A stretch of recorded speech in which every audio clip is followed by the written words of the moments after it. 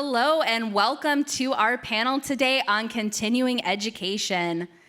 Thank you so much for everyone's patience. At this time, we're going to go ahead and turn it over to our panel members. Please give a warm welcome for our student panelists as well as Hall of Famer Leslie Brathwaite and Heather Torres.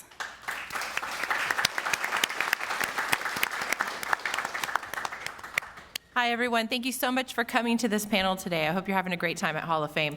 My name is Heather Torres. I'm the program director for the Entertainment Business Master's Program and Business Intelligence Master's Programs here at Full Sail University. We have some very special guests, Mr. Leslie Brathwaite, one of our Hall of Famers, and if you're not familiar with Leslie's background, he's worked with some really amazing people, including Cardi B, who he most recently won a Grammy for. Working on her album. Pharrell, Jay-Z, Beyonce, Michael Jackson. I mean, we could just spend the entire panel talking about his extraordinary accomplishments. But he came up with this brilliant idea of talking to some of our students about why and how and what some of the things that have been going through their mind as they continue their education here at Full Sail. So our students here are Maude Garrett, and Maude represents the Entertainment Business Master's Program. We have Isaiah Goldston, who represents the Film Production MFA program. And then Fernando Gomez also represents the Entertainment Business Master's program. And all three of these students are within the first 4 months of their degree program. So they've started out on this journey, and it'll be interesting to see what they have to say. But I'm going to turn it over to you, Leslie, so you can ask them questions. All right. Well, hey, guys. I think it's important to kind of cover these kind of topics and give some insight into the options and the thought process of not only thinking of your education in one specific framework of one degree and exploring other options that you might have and things that you may want to learn. So I think it's important to kind of, cover these topics. First, I'll start by asking each of you, what was your first degree, and then what's the current degree? So just to kind of see if it all lines up. Well, I originally started my university journey at the University of Nebraska in broadcasting, but then I transferred to the Academy of Contemporary Music in Oklahoma City and got my degree in music business, and right now I'm in the Entertainment Business Masters here. So my first degree was here at Full Sail. It was music business bachelor's, and now I am film master's. My first degree was in business, and now I'm pursuing an entertainment business master's here. Nice. So what was some of the, take us through some of the thought processes of what made you want to connect the dot to say, okay, I got this under my belt. Now I want to learn this. What was your thought process behind wanting to learn what you're learning now? Well, for me, I'm a believer in lifelong education. There's all these schools out there that have all these wonderful programs, and no matter where you go, the fundamentals are going to be the same, but you're going to meet so many different people and hear about all their different experiences and really learn from that, and then also make valuable connections in the process.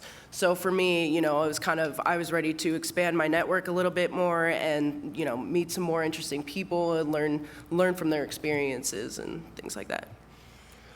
I started out working in a smaller recording studio. I took certificate programs a long time ago in recording arts. So I opened up my own studio. I had no business background, which encouraged me to go to school for business. And then I was shooting music videos for artists, doing a lot of production, and I got really good at my camera skills, so I decided to pursue a film master's. Nice. My first degree led me to a career path that I wasn't entirely satisfied with. I held some financial jobs, retail jobs, and other jobs more related to business. And after some reflection, I found that I really needed to take a step towards something that I actually enjoyed doing and loved.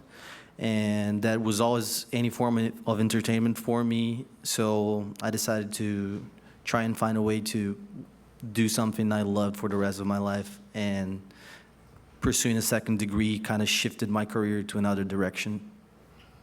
Yeah, and I think one of the themes that you hear in a lot of the answers here are staying open, understanding that you may have a specific goal initially, and as you get more input and you learn more things and you encounter more things and more people, be open to exploring new options, changing your mind on things. A lot of times, I tell students all the time, a lot of times younger students are more geared towards what they want as opposed to what opportunity is in front of them. I always tell them, sometimes it's better to choose opportunity over desire, because what you desire may not be available at the time. So it's good to, have that mindset.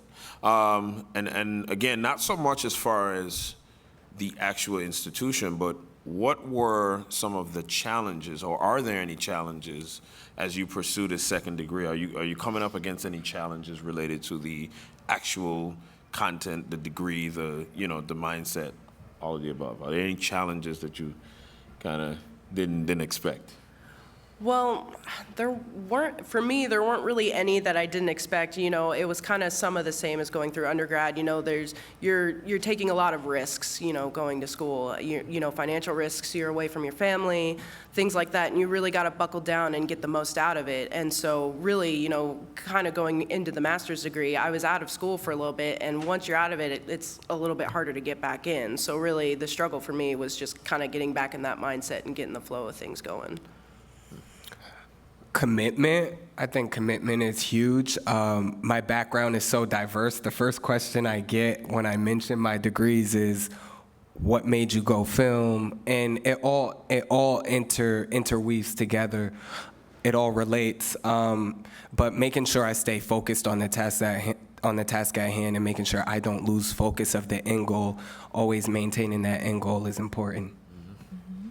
Yeah, for me, expanding a little bit on what Maud talked about of being away from family or changing your life around to pursue something, and on what Leslie said as well, I think being open-minded becomes a challenge once you start getting deeper and deeper into the things you love. So you really need to take a step back sometimes and take a broad view of what you're doing and pursuing. Otherwise, sometimes you'll get lost in the intricacies of the things you're learning now. So more than likely, taking your, being in your second degree, obviously you're a little more mature. You probably ingest information a little differently. What would you tell your first degree self? Now that you're in the middle of your second degree, what would you say to yourself, on the first go round? Just keep going. I mean, it's really tough, and then also ask a lot of questions. I know that's preached a lot. There's no such thing as a dumb question, but really, there were. I recognize now some missed opportunities from my undergrad because I didn't ask a question or I didn't ask about potential opportunity that may not have been advertised. So really, just ask questions. Talk to people, and really just keep powering through it. I think I spent most of my undergrad chasing opportunity. I didn't realize the networking abilities that were right in front of me. I would have networked with all of my bachelor, everybody that graduated in my bachelor's class. Also, I think, I forgot what I was gonna say. If I could ask myself from my first degree, I'd definitely ask, man, what are you doing? Because I really didn't put much effort into it. I wasn't really dedicated to it, and things have changed so much since I've entered the workforce, got back out, and then you go back to class. You start looking at things a little bit more seriously, and I feel like if I had trusted myself the first time around and really went for it and been bold, my life would be probably a lot different right now. But I think for me, the important thing was taking the steps as soon as I realized I could change myself. So, yeah, and to touch on something that Isaiah said, I talk about it a lot, networking. And I think it's important and pertinent to this conversation. I say, if you've heard me, talk, I've said it a million times. Network across different degree programs. Network with people who aren't doing what you're doing. It's important to really build a network and connect with people. Don't just, I said it earlier, a resume, tells people what, you want somebody to think you are this thing on this paper. And not that a resume is not valid. It definitely speaks to what you've been into, what you've learned, all of that. But at the same time, connect with people. And connect with people of different interests, different degree programs. The analogy I always use, most of you have heard me say it, if you're a guitar player and all your friends are guitar players, your band is gonna suck. So if you're a guitar player and then you got a drummer and then you got a vocalist and you got a business student, all of a sudden you can do some things. So, that's a huge tool to consider in any phase of whether it's your first degree, your second degree, networking is huge. So I remember now, guys. It would be to also work on projects with those people that you networked with outside of class.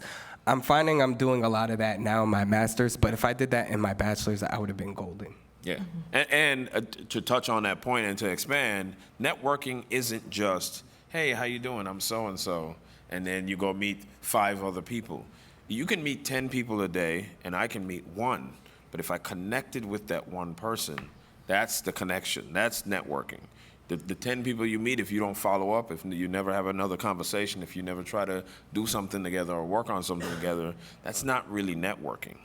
Networking is connections. Think of the term networking like a computer network. One computer is connected to another, whether it's wirelessly or, hardline. Connection. Make sure you connect with people. So. Yeah, so I think it's a good time to maybe get some questions, or maybe you have some. I get a common question whenever, just when I talk to prospective students that are thinking about changing careers or thinking about different things, and I would like to get your input on this. So if someone has a totally unrelated degree, like especially you, Isaiah, in your case, it's not unrelated. They complement each other perfectly, right? But if someone has an unrelated background, maybe they pursued an undergrad degree and it's like in engineering or in accounting, would you recommend that they continue their education, go on for an unrelated master's degree? I think individually it takes a lot of thought in knowing who you are first. I think you should evaluate what your goals are and what you're trying to accomplish. I think a lot of my bachelor's, I spent a lot of time trying to figure out who am I. And I was chasing everything, trying to figure out who I am. A lot of opportunities I probably would never do.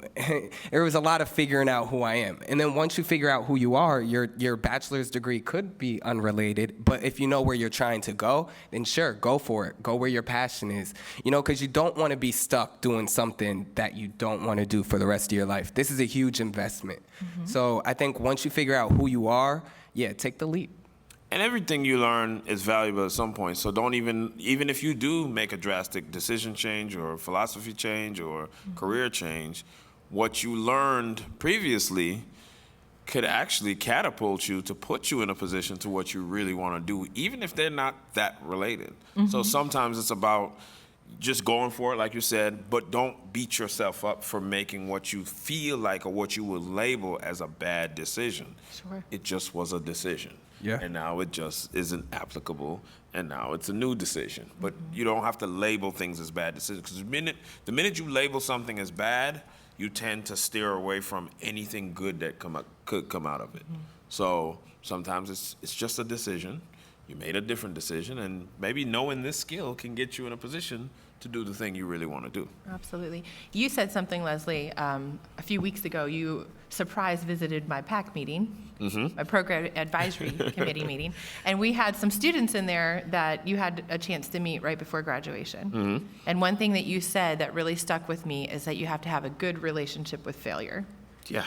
Not just, I specifically held on to the way you phrased that you have to have a good relationship with failure. Yeah.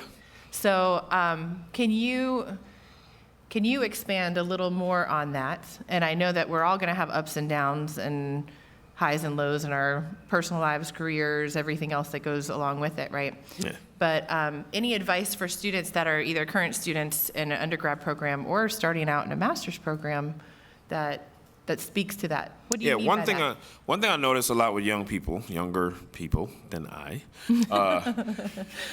I see a lot of beating yourselves up for making a mistake, or something didn't turn out the way you wanted to, or you failed at something, or something just didn't pan out in the time frame that you wanted it to. And there's all these things that you lump into these categories as failures, and then you beat yourself up for them.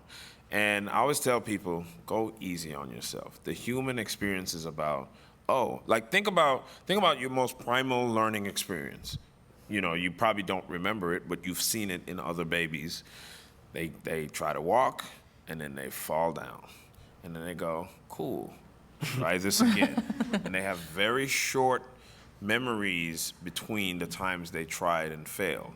And most babies don't let the failure discourage them, because they eventually learn how to walk. Mm-hmm. They eventually just go, I'm going to keep trying this because everybody else is doing it. I should be doing it too. Yeah, this hurts. My butt hurts. Okay, great. But they just keep trying until they actually walk. And then you ever seen most babies when they first learn how to walk and they're like, got it, I got it. And then they take another step and I got it. You just got to keep going. And at that moment, I guarantee you that baby is not thinking about last week when they fell 3 times. Mm-hmm. They're only thinking about, I got it. I got to make this next step. Okay, I got this. Nobody breathe, nobody talk. I got it. That's all they're thinking about. And that's how your mind should work, in my opinion, with your failures is, don't think about the failure you had last week or the week before. I got it.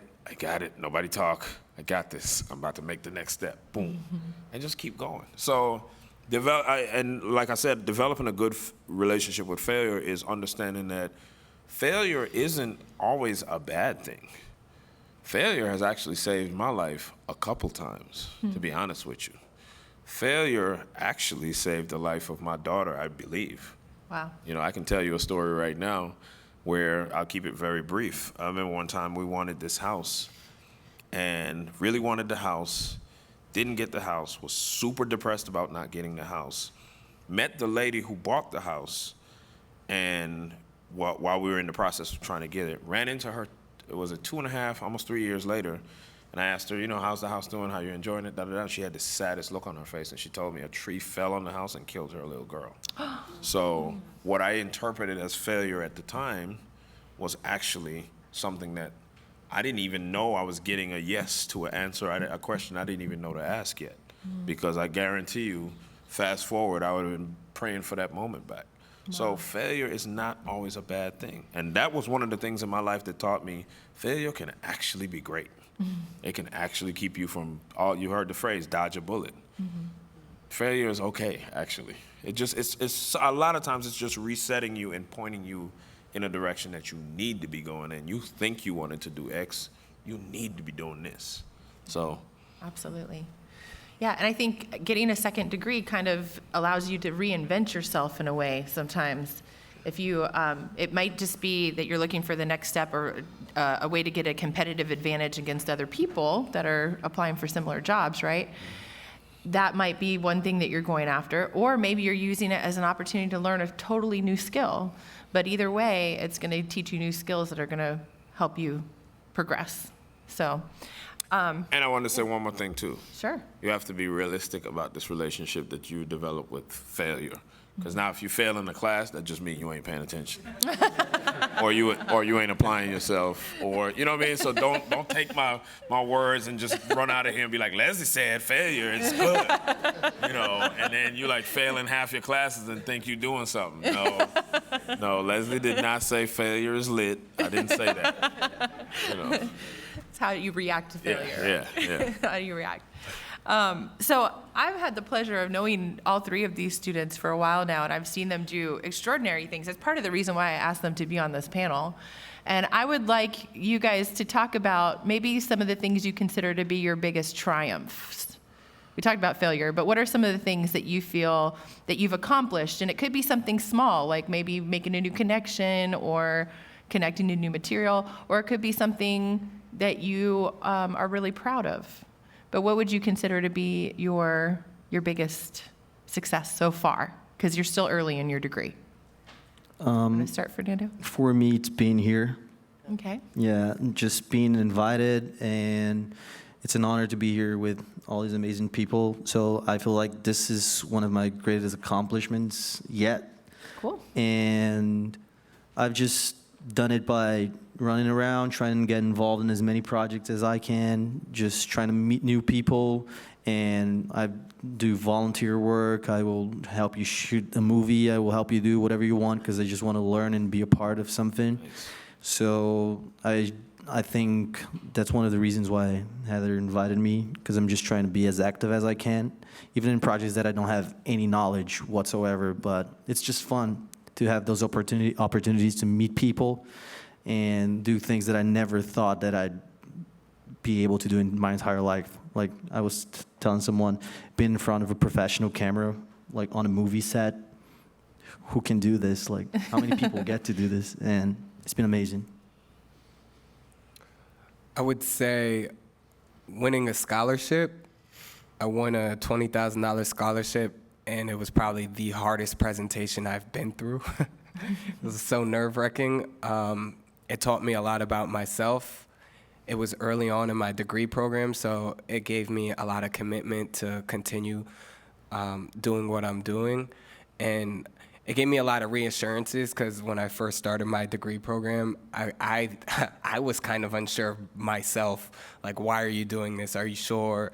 And it kind of gave me that affirmation, I guess, on why I'm here and what I'm, what I want to accomplish. You won $20,000? I know. Let me hold something. Let me hold something. Got you. I would also say for me, it would be being here right now. Coming out of undergrad, I didn't really have any opportunities ahead of me, and I got into kind of a rut. So I went to law school for a year, and that turned out horribly. I was miserable. It took me away from the music industry completely. And so I decided to leave and was just kind of like lost for a while, and it took a lot of strength to take that next step to pursue a second degree and get a master's degree, coming back to entertainment. And really coming here, being up here and speaking in front of rooms, all that, like I have terrible stage fright most of the time, but I've gained that confidence. Coming into the second degree has given me a lot of confidence and has helped me, even just networking, even just going up to someone and just saying hi and getting to know them and everything. So really just those small things and just kind of taking that step are kind of the big triumphs for me, really. Can I say one more thing? You can say as much as you want. I also think one of the low key triumphs is staying cool and positive with the teachers that I know and the program directors that I know, and building those relationships and maintaining those relationships.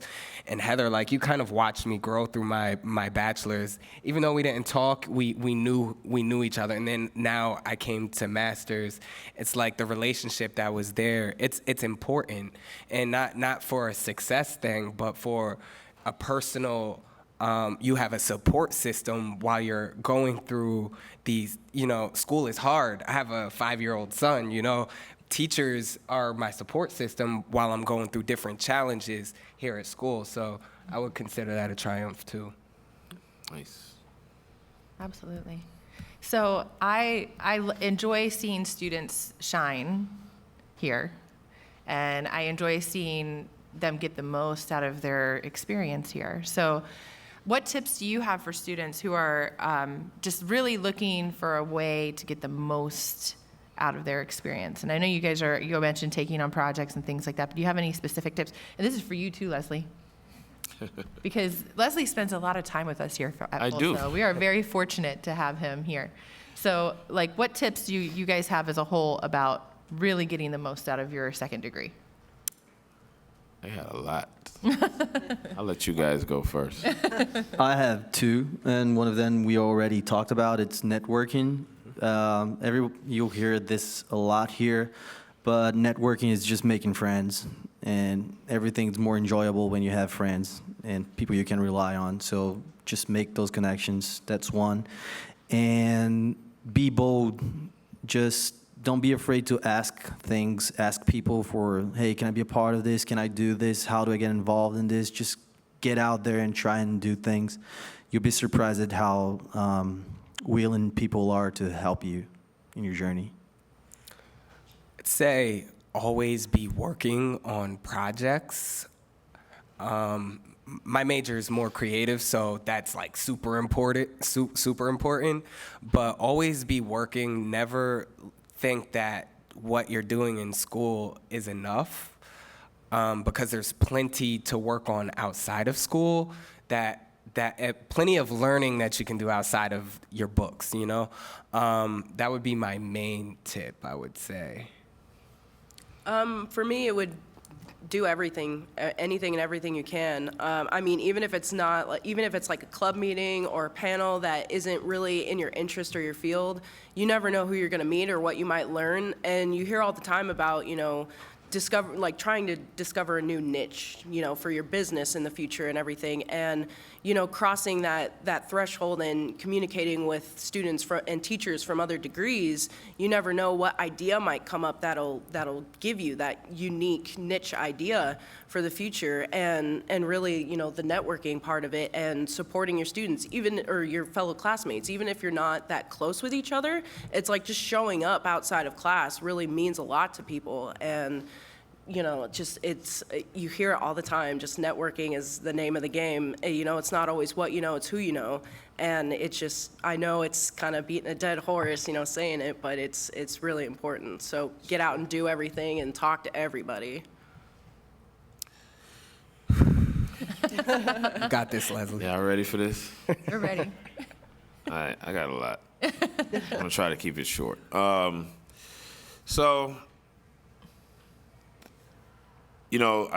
Everything was well covered here. Follow through.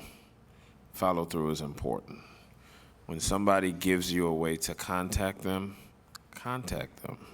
Follow through.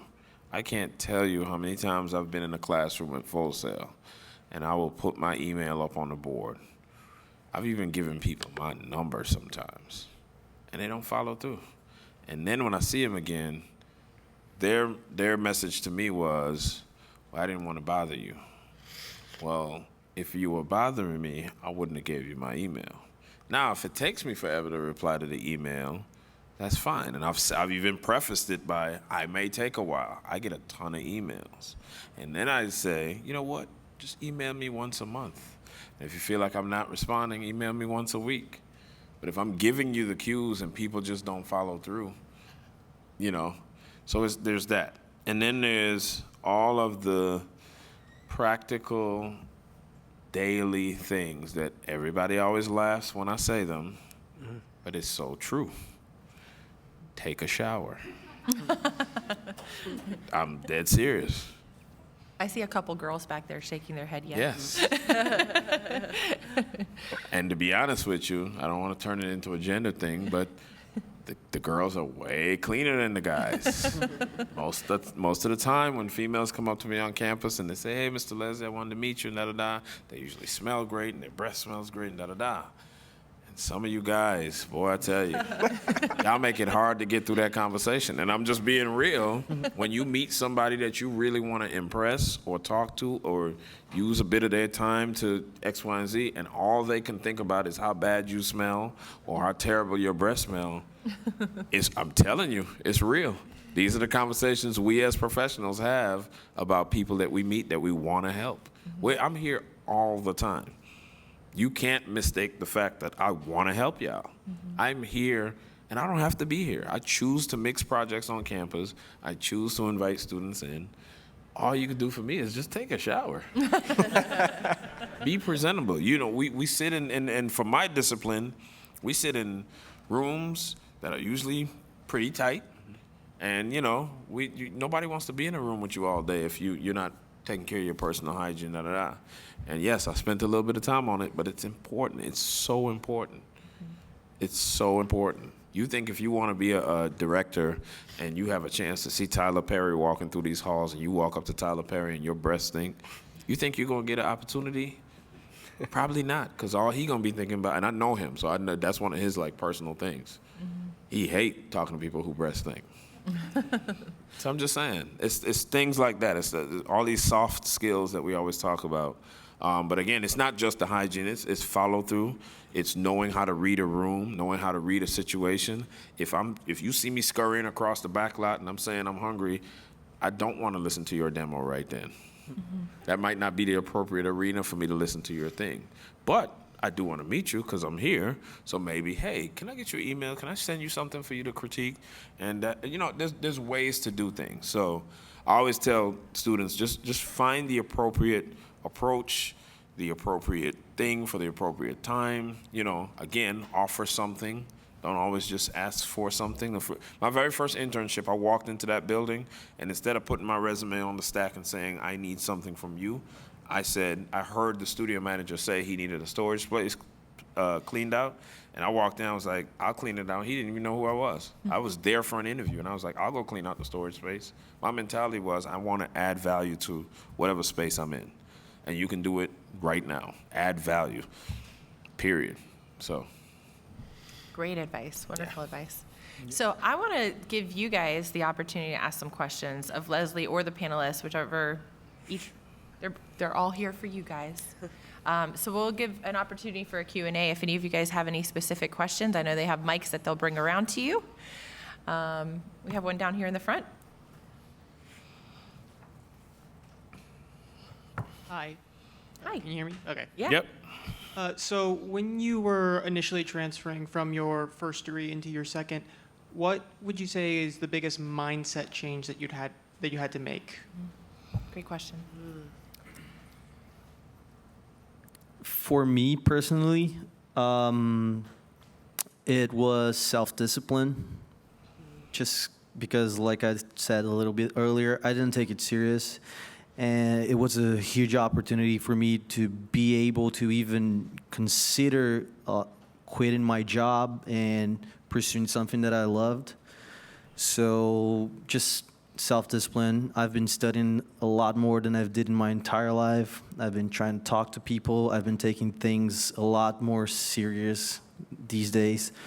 But I feel like it comes naturally when you are pursuing a second degree. Like Leslie talked a little bit, you're a little bit older, maybe you've worked a couple of jobs, you've seen the industry, you see how things work, and you just want what's best for yourself. That's for me. I was like, I'm gonna do the best that I can with this. I would say maturing. I think in my bachelor's, I did a lot of blaming the world for if anything went wrong. It's so easy to do that. And then after some time off and like I said, learning who I am, I learned to kind of like let life be life, things happen, and keep my eye on the prize and really be positive. I think, Leslie, you're a great mentor for me. Every time I see Leslie, he's always positive, never angry. That's the kind of impression that I want to leave on people. I don't want people to feel stressed from my stress or, I want to leave a good impression on someone. So I think that was my biggest mindset switch.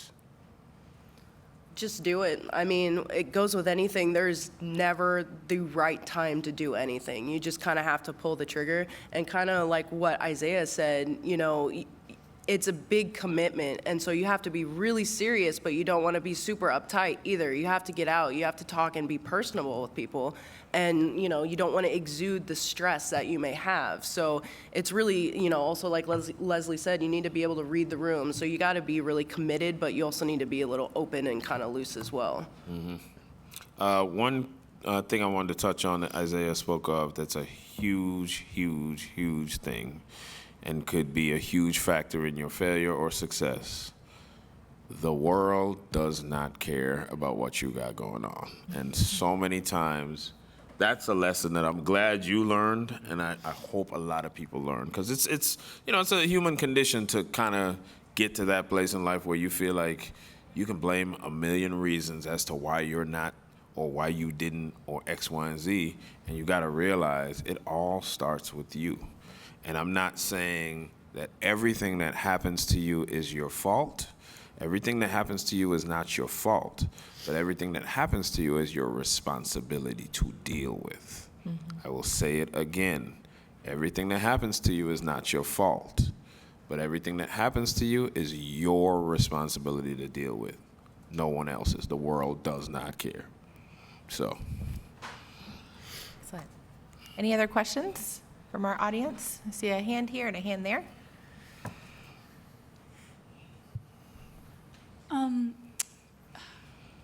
When going into your second degree, do you recommend taking a break between those 2 degrees or just going straight into it?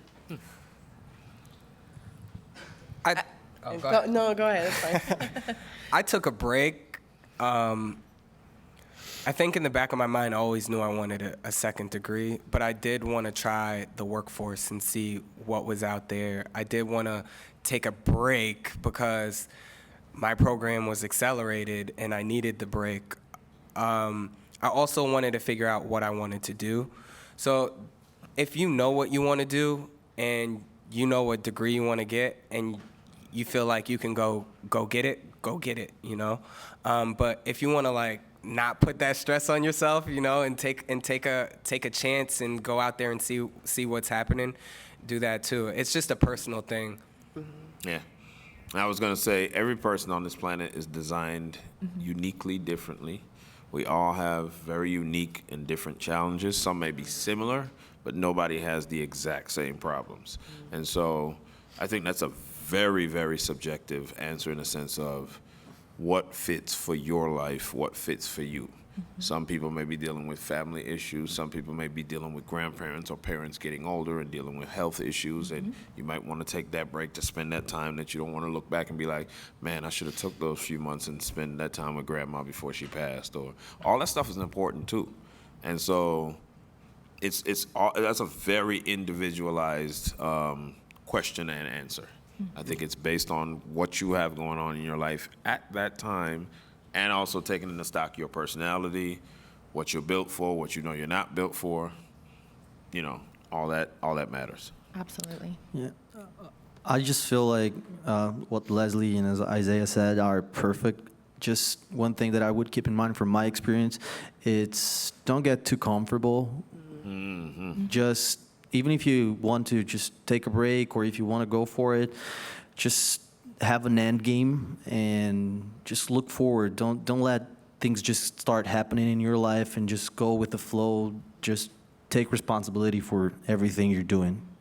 That's my advice. Yeah, like don't lose sight of it. You know, you might be inspired to get your second degree, and if you take a break, you know, that's fine. That's perfectly fine. But just, you know, keep that inspiration there because, you know, in my personal experience and from, you know, my peers around me, once you get out of it, it is a little bit harder to get back into it. So you really got to, you know, keep that inspiration close and make sure that keeps motivating you to get back in. But never let other people dictate it for you. Oh, yeah. Man. Like, there is so much energy from parents, from siblings, and if you know what you want to do, just keep your eye on the prize, you know? Don't let other people's energy affect what you're going for. Excellent. I have a question from Rachel Ritchie in the chat, and she's part of Media Communications Online, and she wants to know if you have any tips for how to handle getting a second degree while having a full-time job. Ooh. I can answer that. Go. Go, Heather. So I'm getting a third degree, and I have a full-time job. Ooh, smart people. Well, thank you. Being an online student comes with its own set of challenges. Are any of you guys in the audience online students? I'm just curious to know. We have one back here. Okay, awesome. So the campus students here are very fortunate because not only do they get to go to Hall of Fame and experience all of this in person, up close and personal, they also have a support system here on campus and people that are teaching them in the classroom every day, telling them what to do, when their assignments are due, exactly how to do them, what the expectations are. As an online student, you have to really, I'd say the biggest challenge is having good time management skills. First and foremost, if you're going to be successful as an online student and you're going to do well in any degree, You have to be able to properly budget your time in order to get those assignments in and do them to the best of your ability by the deadline. Once you fall off track on that system, it's a domino effect, and it can affect everything else that's going on in your life. So I would recommend that if you are working full-time, make school a priority. Make sure that your employer knows that this is something that's important to you, that it matters, that you're going to maybe need some additional time to focus on things, because it can get overwhelming, especially if you're working a 40-hour plus job in some cases that our students face. But I think as long as you make it a priority and you communicate effectively with your teachers and you let them know about the challenges you're facing day to day and you ask questions about your assignments, you're going to do just fine. You're going to have success in your degree and you're going to do excellent. But the biggest challenge is definitely time management. So you got to stay on top of those things. Yeah, I've never had a full-time job at Full Sail, but I have a kid, and I can tell you, just learning how to balance, having another responsibility at the same time as handing in your assignments. It comes from knowing your own personal cues and scheduling, being able to know what time do you need to put your assignments in and what time you need to get other things done. Yeah, awesome. Yeah. Other questions? Say a hand over here. Would you give any other advice for someone going into another bachelor's degree rather than a master's as their second? I mean, I can speak to that too. Please do. So I don't have experience getting a second bachelor's. Before I enrolled for my doctorate, which I'm working on right now, I really thought hard about getting a second master's. Because I'm an artist, a visual artist, and I was like, I have these business degrees. How cool would it be to have an art degree? But then the more I thought about what my goals were and where I would end up, there's so many benefits to choosing a higher level degree. If you're going to continue your education, why not go for that higher level degree? Because it might open more opportunities for you.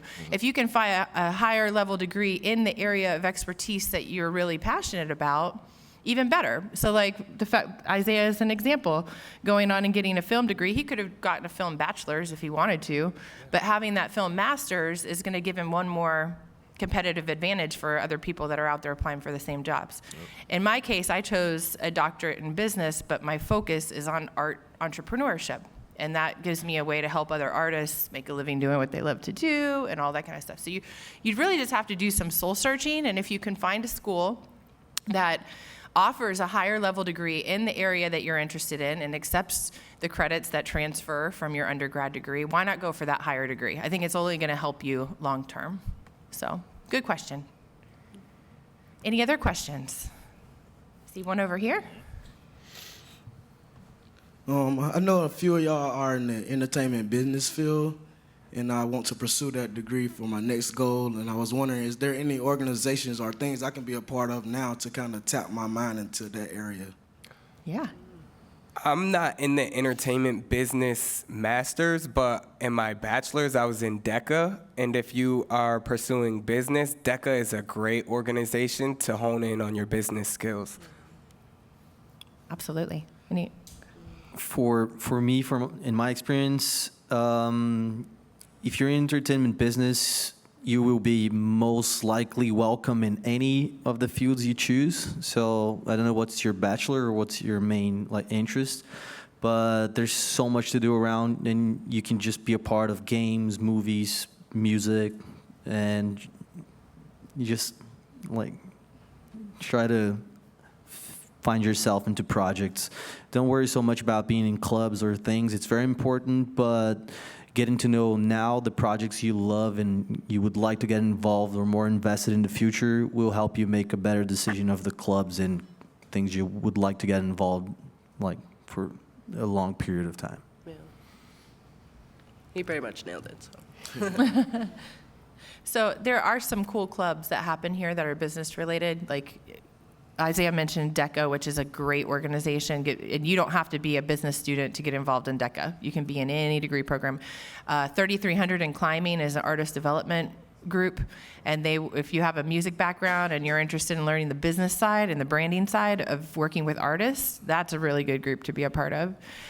There's other networking groups and things like that. Just go through the club page, and if you see something that speaks to you, that's a good way to get involved, and it will help you establish relationships with people in the business program where it will really help you out.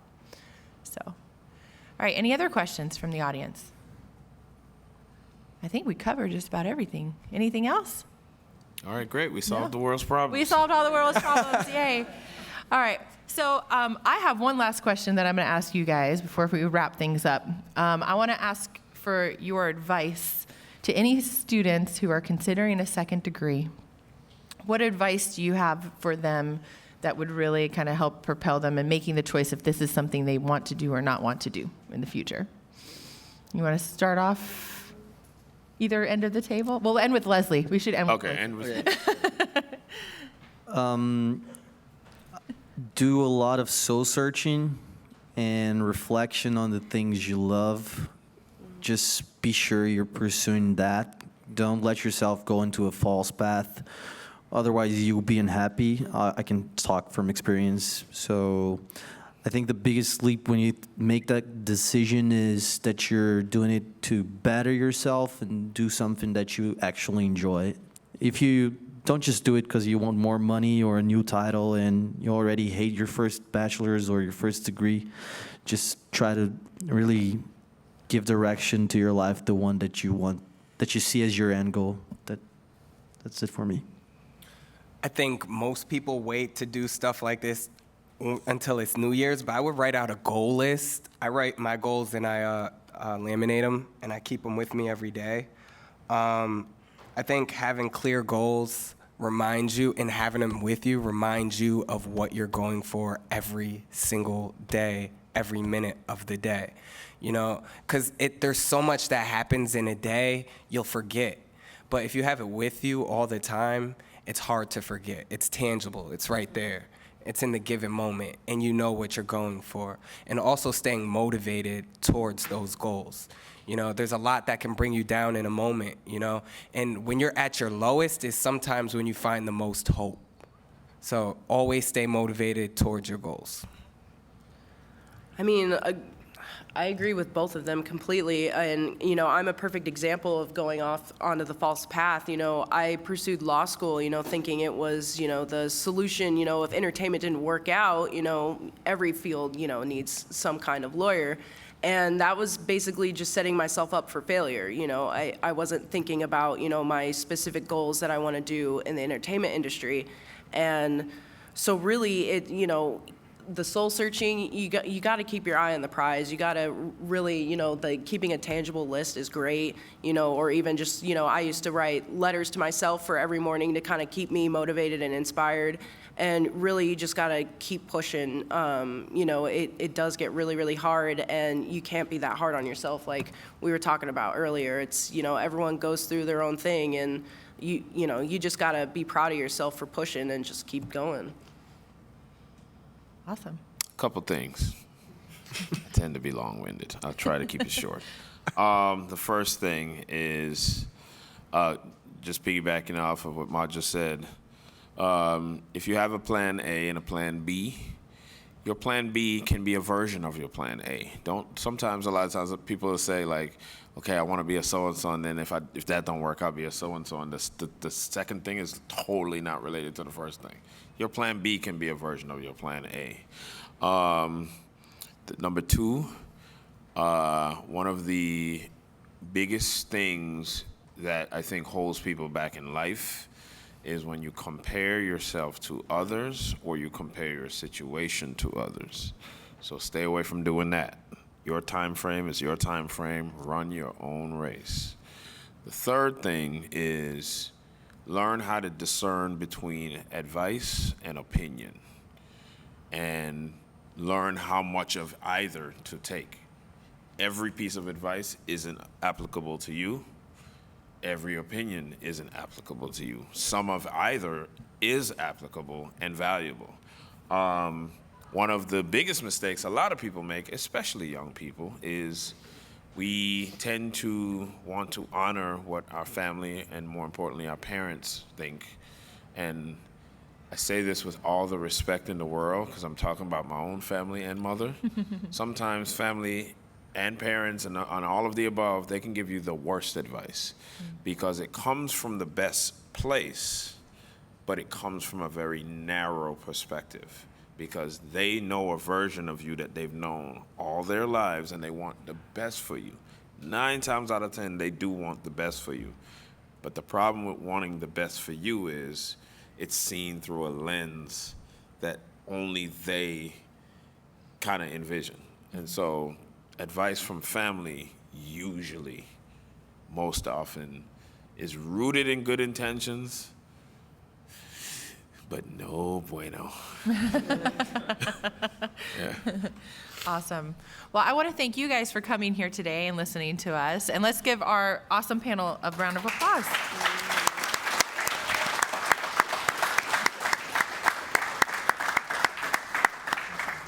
Enjoy the rest of your Hall of Fame experience, guys.